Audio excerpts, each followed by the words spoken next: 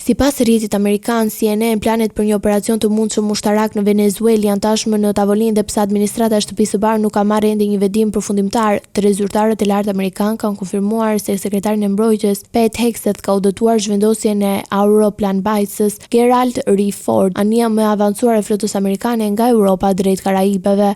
Në këtë zonë janë dislokuar tashmë mbi 4500 marina dhe marinar, 3 shkarkuese raketor dhe një nëndese sulmuese në kuadër të operacioneve kundër trafikimit ndërkombëtar të drogës. Burimet pranë Pentagonit kanë bërë të ditur se qëllimi i ndërhyrjes është çmontimi i organizatave kriminale dhe ndalimi i saj, që Washingtoni e cilëson si narkoterrorizëm i sponsorizuar nga regjimi i Maduros. Ndërkohë, presidenti Trump ka autorizuar dhe Agjencitë Qendrore të Inteligjencës CIA për zhvillimin e operacioneve sekrete në territorin venezuelian. Një pjesë e administratës amerikane beson se aksioni kundër trafikut të drogës mund të çojë në rrezimin e presidentit Nicolas Maduro, i cili akuzohet nga drejtësia amerikane për konspiracion dhe trafik ndërkombëtar kokaine. Në një deklaratë për CNN, Trump tha se ishte vendosur të vrasë njerëzit që sjellin drogë në Amerikë, por nuk i përjashton mundësinë e një zgjedhjeje diplomatike. Lëvizja e forcave amerikane në Karajibe përfshin gjithashtu dislokimin e 10 avionëve luftarak me F-35 dhe dronëve MQ-9 Reaper në Puerto Rico, ndërsa baza ushtarake Roosevelt Roads është rihapur për herë të parë që nga viti 2004.